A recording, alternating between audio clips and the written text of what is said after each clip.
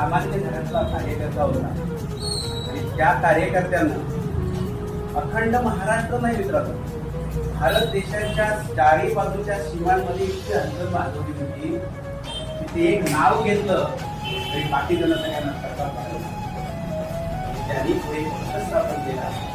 तो पक्ष म्हणताय गळ्यात नाही, प्रत्येकाच्या हृदयात आहे.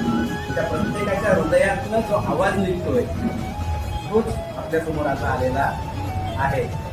त्याच बाळासाहेबांनी स्थापन केलेली शिवसेना, त्या शिवसेनेचा आज वर्धापन दिन. वर्षानुवर्ष हे असं चालूच राहावं हेच माझ्या नेहमीच्या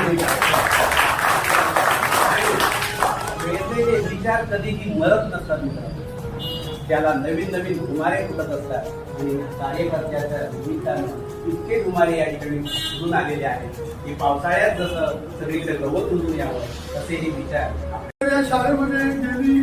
मला वाटतं म्हणजे आपण 35 वर्ष आम्ही या शाळेत उपक्रम घेतो.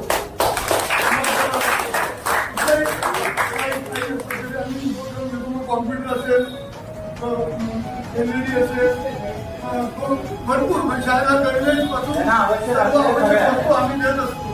कारण या शाळेत शिकणारे जे विद्यार्थी आहेत बरोबर गरीब कुटुंबातून आलेले विद्यार्थी आहेत आणि मोठमोठ्या गव्हर्नमेंटला जाणारे असतील त्यांना ते पुरत असतं, परंतु गरीब विद्यार्थ्यांपर्यंत पोहोचावा हा शिवसेनेचा 80% समाजकारण.